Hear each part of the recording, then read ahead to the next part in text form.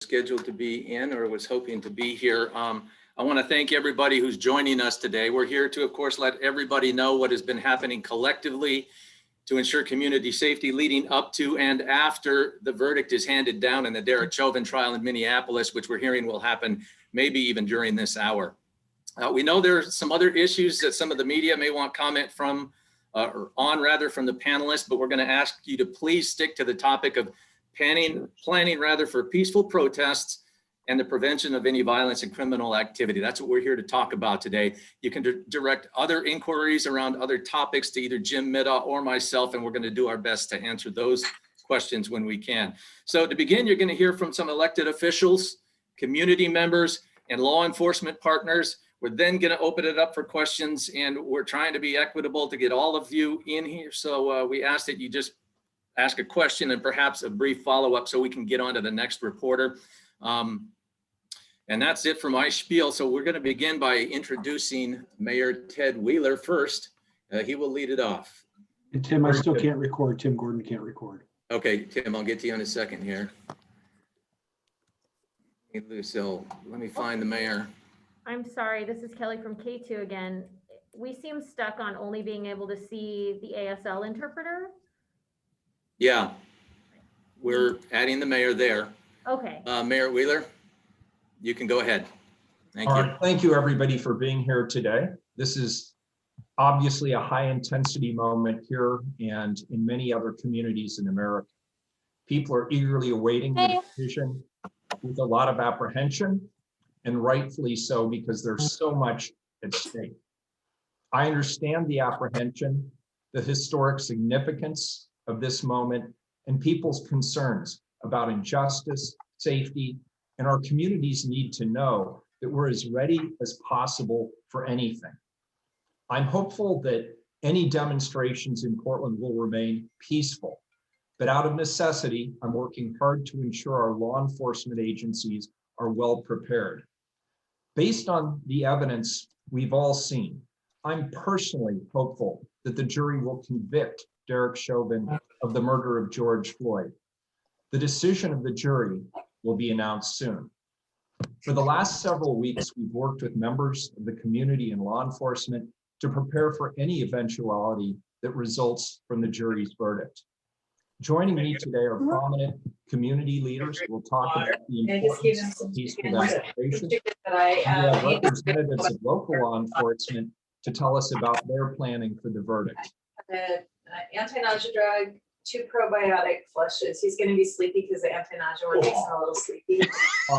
I'm sorry to interrupt, but somebody is giving us their medical prescription. Yes. Live. I don't think you want to. Yeah, everybody please mute who's not a speaker. Mayor, sorry to have that interruption. We're all here because we want to help ensure, regardless of the outcome of the trial, that everyone in Portland remains safe. We're here to ensure that our collective response is peaceful. We're here because we want to help ensure a passionate Portland response in keeping with our progressive values, a response centered on the needs of people most impacted, Black men and women and their families. Regardless of the verdict, Portlanders of all walks of life demand that we address fundamental inequities faced by Black, Brown, Indigenous, communities of color, and others. I hear from many Portlanders harmed by systemic injustices rooted in racism.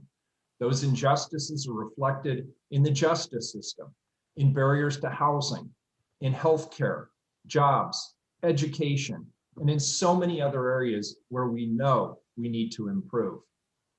We know Portlanders are committed to addressing these injustices because they showed up by the tens of thousands since the murder of George Floyd to say so. And they followed up with their time, talent, energy, and donations, and with their votes. And still, it's not enough. It's not enough. We all know this. We have so much more work to do. Today, a significant threat to our ability to recover from the COVID-19 pandemic towards a more equitable and inclusive Portland is the group of 100 or so largely white, self-described anarchists who engage in the criminal destruction of our economy and our confidence. Even the Boys and Girls Club in Albina is not immune to this threat. Not even a church that supports the homeless and the LGBTQ community is immune from this threat. Even small BIPOC-owned businesses are targeted. We're going to do everything in our power to prevent the attack on our employers, large and small, and the attack on jobs, and to bring the guilty parties to justice. Let's be clear.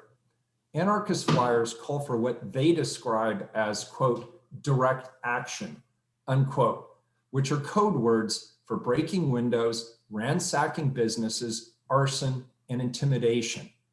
They call for attacks on public employees. They use crime and violence to intimidate those who don't share their political views. These people are not protesters. They are criminals. As you'll hear again from Black leaders, these self-described anarchists are not helping to advance racial justice. Their goal is to destroy the economic center of Oregon, Portland's downtown and neighborhood employment districts. Their actions harm our workers, their families, all of us. They stand in stark contrast to those who seek meaningful change and racial justice that is sorely overdue. We are determined to stop them. We're determined to stand with those seeking real change instead of destruction and violence. And we're determined to address the fundamental failures and ongoing racism that is the source of so much trauma and suffering for Black, brown, and other Portlanders of color. The trial of Derek Chauvin represents a significant waypoint along the path towards racial justice in America. And it's my hope that regardless of the jury's decision, Portlanders will respond with the safety of their neighbors in mind. Portland has a long history of peaceful protest, and we encourage and protect this important right. My expectation as mayor is that we'll do everything we can to provide safety for those who wish to exercise their First Amendment rights as the jury reaches its decision. If some people choose to engage in violence, I want the people in our city to know that we've worked with community leaders and law enforcement to develop a coordinated plan. And I'm here today to tell you about some of the elements of that plan.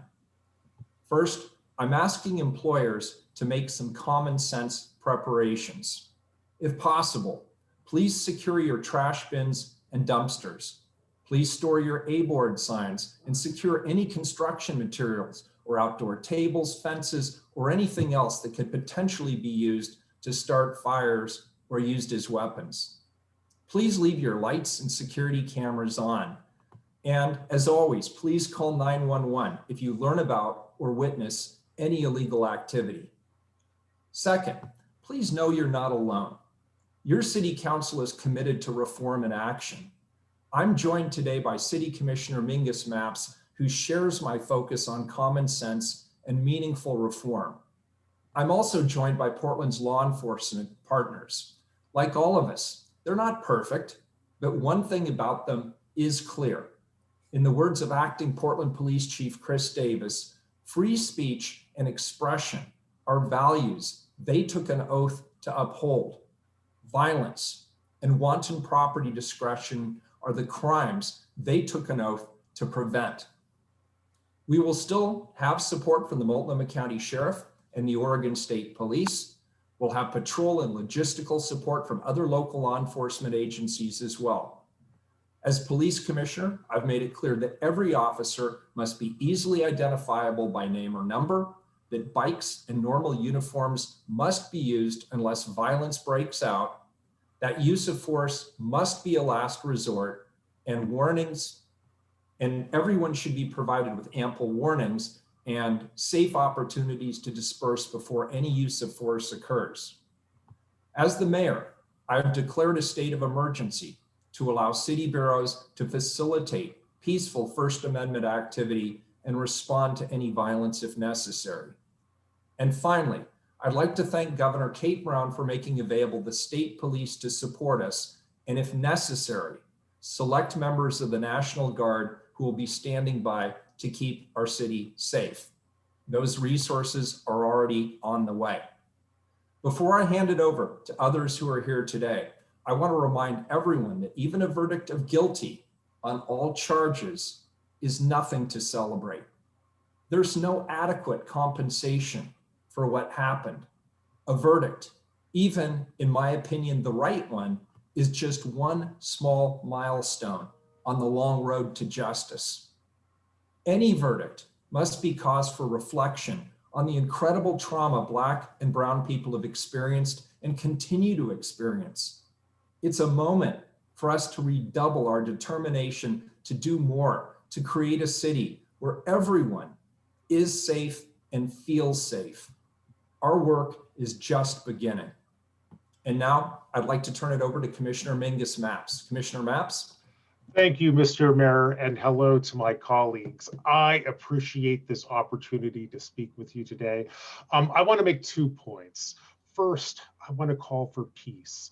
No matter what the courts decide today, I know that in the coming day, there will be protests here in Portland, and there should be. The status quo is unacceptable. Portland and America need to do better. But before you go out to protest, please hear my argument on why those protests should be peaceful. As a Black man in one of the whitest cities in America, I appreciate my white allies. But to our white allies out there, before you throw that brick through a museum window, a church window, a restaurant window, please take a moment and have this conversation with at least 3 people of color. Ask a person of color, would trashing this Starbucks make your life better? I suspect you will discover that acts of vandalism and violence are completely disconnected from the project of helping people of color live freer, safer, and more prosperous lives. I also want to take a moment to reiterate Commissioner Hardesty's plea to please stop setting buildings on fire. No one ever intends to die in a fire. Yet every year, 4,000 Americans do die in fires. I have known several people who have suffered terrible injuries in fires. And let me tell you, having the flesh burned from your bones is about the worst thing I have ever seen. But I can imagine one thing worse, and that is being the human being who sets another human being on fire. So when you're out there protesting tonight, please think about that before you light that match. The second point I want to make today is this. I believe that Portland's best days lie ahead of us, but today our city is hurting. That's why I wanted to challenge every Portland out there to help Portland heal. If you love the city and want to make it better, please volunteer 3 hours of your time over the next 3 months to some project that helps Portland heal. If you're not sure how to get involved with a neighborhood improvement project, I'd point you to Solve, a neighborhood community group that's been organizing volunteer-led neighborhood cleanups throughout the city. To sign up for a neighborhood cleanup, go to Solve's website, www.solveoregon.org. Thank you, Mr. Mayor, and I'll turn it back to you, Tim. All right, thank you, Commissioner Mapps. Our next speaker is Senator Avel Gordley. Senator Gordley. Thank you. As we go forward, we have a choice to make: chaos or community. Are we going to choose living in chaos, or are we going to choose building beloved community? As a nation and as a city, we are no longer in denial about the absence of fairness, the absence of justice in the overall administration of justice in these United States. That absence is the fatal flaw in our democracy. And we are living with the deadly, destructive consequences of a flawed system of justice. Yes, this is the reckoning of our lifetime, and we have a choice to make. Will we choose chaos in the streets and destruction, Or will we reject that and choose a path of peace, peaceful, urgent correction? Will we choose building beloved community? And let us remember that our children are watching.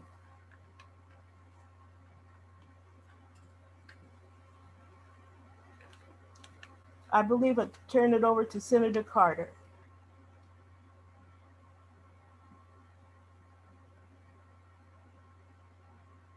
Senator Carter, you can unmute your mic.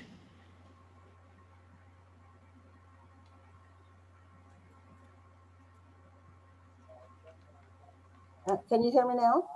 Yes, go Okay. ahead. I want to say thank you to Senator Gordley, but to our mayor who has shown leadership in trying to lead us all into a more positive place in this community.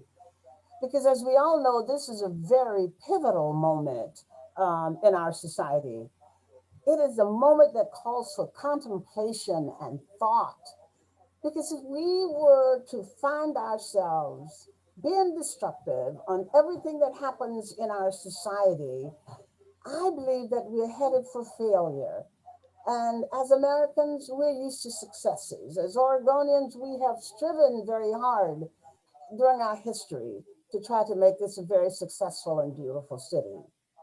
So I'd like to see us moving toward strategizing and planning together in a cohesive and peaceful manner. We can do that. We can do that. So we want to see what is different from the status quo. And that comes down to all of you guys in city government, state government, and national government to understand the voices are calling for something different than the status quo. Yes, we are faced with many tragedies of law enforcement across the nation, and all of us should stop and just reflect on the change that is necessary in bringing dignity and respect to all of our citizens in this country. I want to honor and respect the constitutional rights we are all entitled. I want our governmental systems to understand that as well. That is the thing that allows us to march in peaceful protests. But when some choose to deviate from peaceful protests and engage in what I call riotous activity and destruction, we must take in consideration that people who provide the services of the very places being destroyed are the places where fellow citizens work. Many who are of low income, many who have no other means of providing food for their families are now without any means because the businesses have to close. I'm not too ashamed, folk, to beg you as activists to please march in peace. And I strongly want you to consider how destructive behavior is destabilizing the very institutions that provide food and shelter and opportunity for so many people of low income status. Those are the very people that I hear that you are trying to help. The mayor has invited communities across our city to come and talk. I have heard that. He has said to me on the telephone, I want our activists to let's sit down and talk as a community.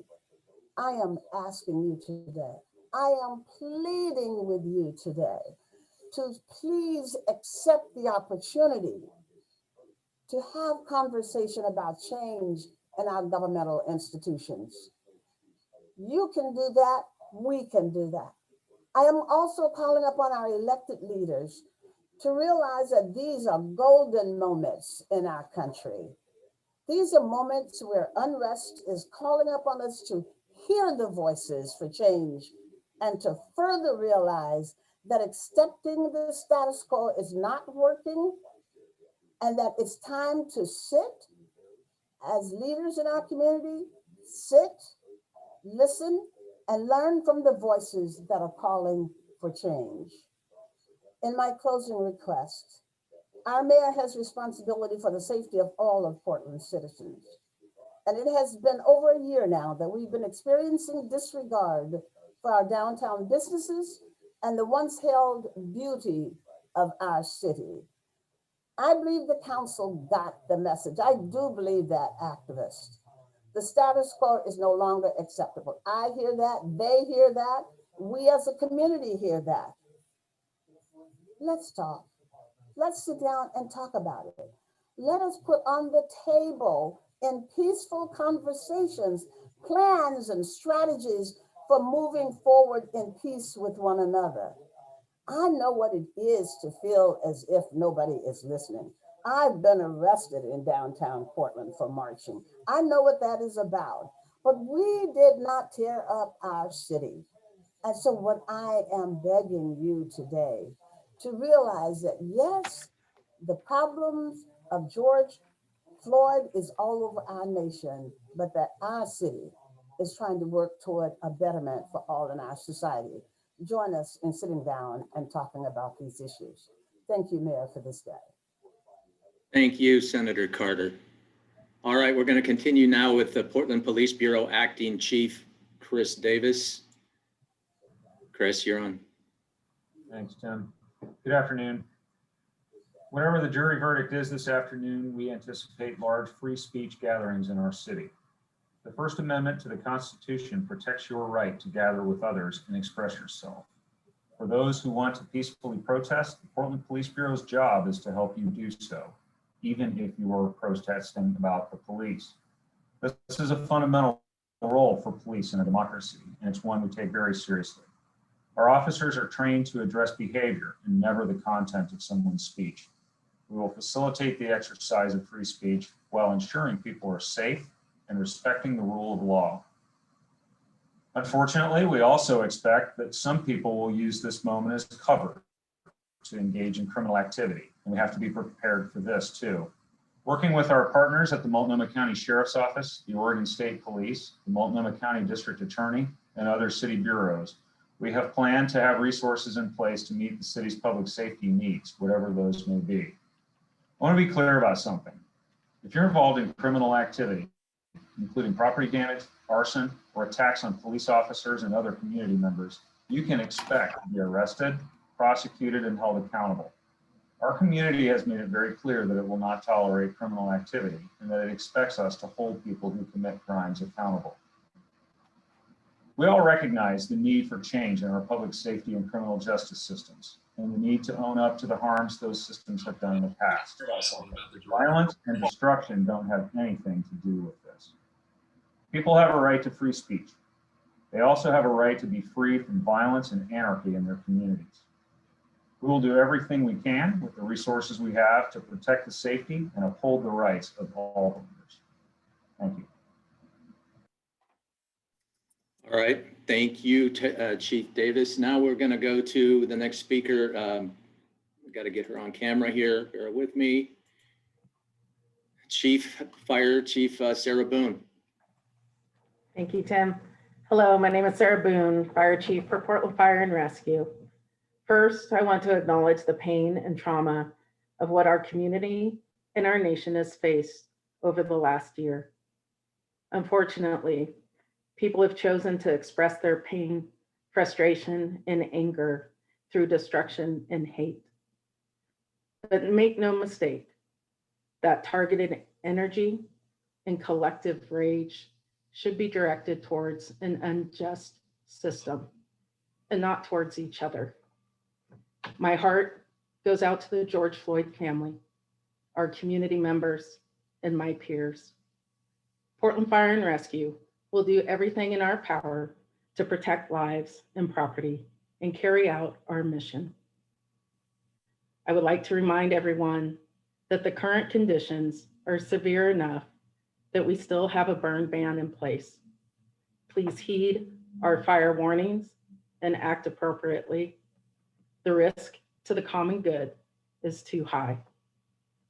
I would also like to note just a few days ago, a dumpster fire turned into a significant third alarm fire. But thankfully, no lives were lost. Do not weaponize fire because it can lead to unintended consequences and put lives at risk. Thank you. Thank you, Chief Boone. Next, Acting U.S. Attorney for Oregon, Scott Ospach. Scott. Thank you. As I said, my name's Scott Ospach. I'm the Acting U.S. Attorney for Oregon. And I've been trying cases in state and federal court for more than almost 40 years as both a defense attorney and as a prosecutor. And although what we've witnessed over the last few weeks in the courtroom in Minneapolis has been painful to watch, what we have seen is a trial of a police officer charged with serious crimes being broadcast into every home in the country for everyone to see. And what you've seen, from my opinion, is a fair trial in which the evidence will be looked at carefully by a jury who is doing their solemn civic duty in an emotionally charged situation, yet they will rise to the challenge. They will set aside their personal feelings and any prejudices they may have, and they will act in accordance with their charge given by the judge. And that is the nature of our democracy and of our judicial system. Although none of us know what the outcome of the proceeding will be at this time, what we do know is that what happened to Mr. Floyd was a tragedy, and one that has exposed in each and every one of us the need for change. And that change has been happening. For many of us, it's too slow and it's come with setbacks. But I implore all Oregonians not to let the outcome of one single trial let us become too confident that the change is finished or too frustrated that no change has yet occurred. Neither alone tells the whole story. If you disagree with the verdict that'll be handed down and you want to raise your voice in response, we all welcome that. Likewise, if you agree with the verdict and you want to raise your voice, we welcome that as well. But what none of us can condone is violence in response to either outcome. Vandalizing local small businesses, churches, and cultural institutions does not further the cause of justice or racial equality. If anything, it drowns out that message and is a disservice to all of us. I hope we can look back on Mr. Chauvin's trial as a positive inflection point for our ongoing pursuit of a more perfect union, regardless of this outcome today. What it gives us here in Oregon and beyond is the opportunity to demonstrate that we will not be defined by tragedy. Finally, to those who are considering coming to downtown Portland or anywhere in the city to do violence, if you commit a crime that can be charged as a federal violation, you will be charged. If you commit a crime in which jail or prison sentence is possible, we will be asking for it. Come out and let your voice be heard, but do not drown out the voices of social and racial change in Portland. Our community deserves better. Thank you. Thank you, Attorney Ospach. This is the point now where we'll open up the floor for the media to ask questions. Please raise the hand in the column, and let me remove the spotlight here. And I'll get to your questions as quickly as we can once my mouse gets to working here again. There we go. Having technical issues. Here we go. Okay. All right, we'll start with what I see on top here. Bridget Chavez, who is your question for? And go ahead and ask your question. Sure. Mine's for Portland Police or the mayor. So we're wondering why PPB's tactics have changed over the course of the last few months. We know that they did the kettling method a couple months ago, which worked to prevent people from damaging businesses. But the last few nights, we've seen more damage and a different tactic. Can you kind of explain the thought process there? Sure. And the short answer is our tactics have changed because this group of self-described anarchists have changed their tactics over time. And so we've evolved to meet the challenges that those changes cause. Our priority is always life safety. And then after that comes the free exercise of speech, the protection of property, and arresting people who are responsible for property damage. And with that strategy, we have fewer arrests, but they're arrests for more serious charges, and they're starting to make a pretty significant impact. All right, thank you. Let's go. Kelly Azar, you have a question, and who's it for? Yes, I do. It's for the mayor. if you don't mind. To start us out, I mean, you were mentioning this group of about 100 self-proclaimed anarchists, and we seem pretty clear that they are out to do damage. So you recognize people are there to do damage. Why can't you shut it down? Obviously, people are fed up, and if you can't, who can? So the challenge is that people have constitutional rights to assembly and free speech. So we cannot preemptively, for example, go to a park and arrest people for having shown up. It's still legal for people to show up. And what typically happens is they move quickly and they engage in acts of criminal destruction. And then the police are playing catch up from the get-go. So that's just the reality that we're dealing with. It's a small group of individuals, but they're highly motivated. They move quickly. And where we are able to respond, we respond. And where we are able to make arrests, we make arrests. And just a quick follow-up, if you will, you know, you mentioned that we have the right to protest. And of course, I understand that First Amendment right, of course, but a lot of people are bringing up the fact that last year we spent 100 days in protests, demonstrations, and riots. And now they are concerned that we are facing that yet again. How are you going to make sure that our city is not going through that this year? I think there's two things that need to happen. And I want to acknowledge, first of all, what you just said.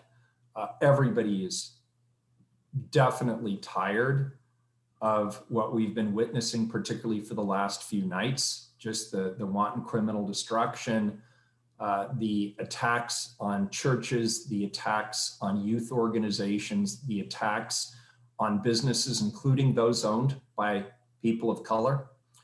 And I think all of us agree that last summer was exhausting and it was damaging, and we don't want to go back there again. So there's really two broad categories of tactics we're using to ensure that things are better this year. First of all, we're engaging the community in a meaningful way. And I'll have more to say on that in the coming days, but we want to work with nonviolent demonstrators, those who want to peacefully protest. We want to work with them to make sure that they have what other tools or resources or support they need to be able to do that peacefully.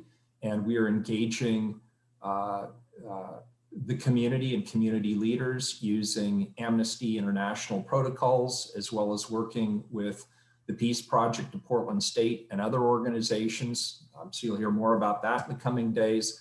And then we're doing a better job of coordinating with law enforcement from the federal level to the state level to the county level. And just in the past few weeks, we've had a number of meetings where I've attended that have included the governor, the county chair, the police bureau, sheriff's offices, state police, and others to ensure that we're communicating, that we're coordinating, that we understand what resources we need. And related to that, we're also looking at legal strategies for these individuals who are engaged in these acts of criminal destruction. As I say, they put out flyers, they show up, they're all wearing black bloc. They then engage in acts of criminal destruction. We're looking at some legal strategies that could also help alleviate that kind of behavior going forward. And I'm sure Deputy Chief Davis would agree, probably the best thing we can do is make arrests of those who are engaged in these activities, ensure that the district attorney has whatever evidence he needs and his team needs in order to make a prosecution, and hold these folks accountable. All right, thank you for that. Let's go next with Lindsay Nadrich, and members of the media, one question only, please. We're running out of time. We got 6 minutes left, so if you can just ask one brief question, we'd appreciate it. Lindsay, who's your question for? Deputy Chief Chris Davis, along with holding people accountable and making arrests, why can't more arrests be made when we see a group of people smashing windows, and oftentimes we only hear of one person arrested, they spend maybe one night or an hour in jail and they're right back out on the street? And I know that's the prosecution side, but explain, why aren't more people being arrested when we see this kind of destruction at businesses?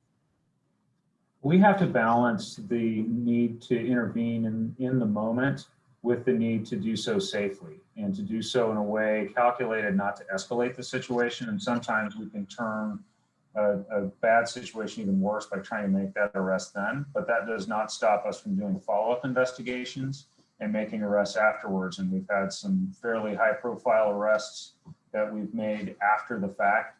So just because someone gets away from the scene does not necessarily mean that they will get away with that. And then to your question about being held in jail, that when someone has been arrested, the penalty for that comes after a court process, and lodging someone in jail is typically for the purposes of identifying them, issuing the charges, and then determining their identity, and then holding people in jail only when we absolutely have to, in pending a trial.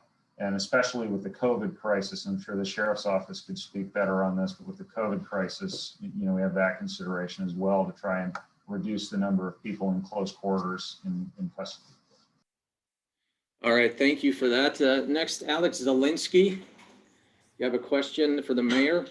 Hi, yeah, thanks. I put it in the chat box as well. I wasn't sure, but I have a question for the mayor.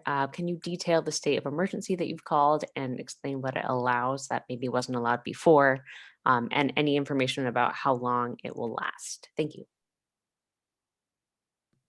Yeah, thank you, Alex. So there are about 15 different emergency powers that the mayor holds when an emergency is declared. Some of the most important for this particular situation is the ability to declare a curfew if necessary, and I've not done that at this point, but that remains an option. It allows me to close streets. It allows me to close public facilities, including parking garages and other structures. So it just gives us a little more flexibility during a difficult situation. I have implemented this emergency order for 24 hours, but I have the ability to extend it if necessary. All right, thank you, Mayor, and thank you for your question. Alex, how about Kendra Kent? You are next, and who's your question for? Kendra Kent? Sorry, I was trying to unmute myself. Thank you. My question is for Acting Chief Davis.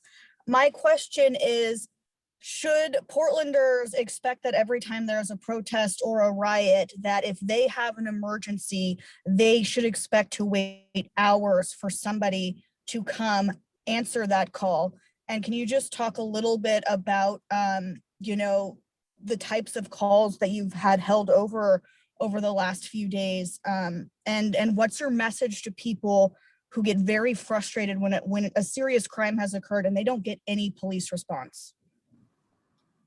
Yeah, I appreciate that question. And I know that that is very frustrating for people, and it's frustrating for our members as well. What I would say is continue to call. We are still here, and we will still get to emergencies as quickly as we possibly can. Obviously, it is dependent on resources, and the limited resources that we have are stretched very thin, but we are still committed to coming to help you, especially in an emergency. And we have had conversations with other agency partners to try, at least in life-threatening emergencies, to get resources from outside agencies to come and help. But the bottom line is we will do the very best that we can with the resources that we have in the situation that we are in. And what would really help us keep from having to make those really difficult trade-offs is if people would exercise their First Amendment rights, certainly, but if this other group of people that feels entitled to use up everyone else's public safety resources would just call it quits. Okay, thank you for your question. Tim Gordon, KGW, who's your question for? Oh, for the mayor, Tim, thanks. Mayor Wheeler, you've described well what the short-term plan is, but what do you see as the solution long-term to affect change, allow for peaceful protests, but stop the violence and the destruction? What's the long-term solution? So I have said that the destruction, the kind of activity that we're seeing where you have 100 or maybe 200 people who come in fast as lightning. They run down a street, they break windows, they set things on fire. Really, it's hard for the police to be everywhere all the time, particularly with limited resources. And as a result of that, the police are often playing catch up or resorting only to investigation. That can be effective. I think it's really important that for those who are engaged in those activities, we make as many good arrests as we can, and that we encourage prosecution of those individuals and that we hold them accountable. I think that will have an impact. We have stronger relationships now with our federal and our state partners than we've had previously. And I would not be surprised if in the coming weeks we don't see more federal intervention, particularly on the legal side of the equation. That could lead to some very strong potential sentences for those engaged, particularly in things like arson and criminal destruction. It can actually lead to people being killed. I think that would make an impression on people. But what's going to make the biggest difference, in my opinion, is not law enforcement. It's going to be the community. And the community is finally seeing clearly and unequivocally that the individuals who've been engaged in the activities of late are not protesters. They are criminals. They print flyers that say, come and participate in direct action. Direct action is a euphemism for criminal destruction. They wear black bloc, and repeatedly they go after businesses. They go after employers. They go after nonprofits. They go after churches that support our homeless population. They go after youth organizations that serve youth of color. It's pretty obvious that they're about destruction. They're not about any wholesome activity or any particular noble value. And the public's opinion has absolutely begun to shift against the actions of those individuals. And I have to say, we even saw it, the other day in the Pearl District. We saw residents leaning over and shouting at the protesters, the people who are engaged in destruction, and telling them to go home and knock it off. We saw the same thing in the South Waterfront, where residents were saying, "Stop it! You're wrecking our neighborhood. You're scaring our kids, our families. Go away." And so they're starting to see their welcome worn down. And I think that more than anything else, along with having their photographs in the newspapers and some of their leaders serving significant sentences, I think that will ultimately, over the long term, have the desired impact of ending this. It's got to be law enforcement doing its job and the community saying, breaking things and injuring people, lighting buildings on fire, sometimes with people, and say, those aren't our values. And those of you who are engaged in it, we do not support you and we want you to stop. All right, thank you for that question. Look, we're a little over, but we just have one hand up, so we'll get to that. Genevieve Rayon, what is your question and who's it for? And then we're done. Thank you for taking this question. It is for Mayor Wheeler, and I think if Senator Carter would like to speak to it as well, that would be great. But Mayor Wheeler, I heard you talking about repeatedly that these people have one motive, and it is to do destruction across our city. But we just got a flyer that says there's going to be a protest at 3 o'clock. It says no streamers, no peace police, just rage. It is clear what the intent is there. We know this is happening. I think Portlanders just want to know, asking people to stop clearly isn't working. So what do we do next? How do we actually get it to stop? So I will remind you that 3 years ago, I brought an ordinance to the city council that was preemptive in nature. And I was not able to convince the city council that that ordinance was worth passing. So the tools that we have available to us today, which are respectful of the United States Constitution and the First Amendment, leave us the option of, if we know something's going to happen in advance, then we can plan for it in advance. And so, yes, it's helpful if people put out a flyer, but we don't always get that advance warning. And we don't always know whether it's one group or if people are going to break off and go down a different street. Sometimes we get lucky and the police are there, but oftentimes it's a splinter group and they'll go down a dark street or they'll go down a different direction. And there might be some group of people that are there for peaceful reasons and they just want to march. Fine, knock yourself out. But it's the other splinter groups that are more problematic. And I think the police are doing everything they can to be there, to respond, to be prepared when they know that something's going to happen in advance, to make good arrests, meaning arrests that the district attorney can prosecute, and hold those individuals accountable. That's obviously what we're trying to do. Okay, that'll wrap it up for us. Thank you, Mayor, and a thank you to all the panelists who joined us today, and the media. If you have any other questions or anything you need answered, reach out to either myself or Jim Middaugh in the mayor's office, and we'll try to help you as best we can. Thank you, everybody.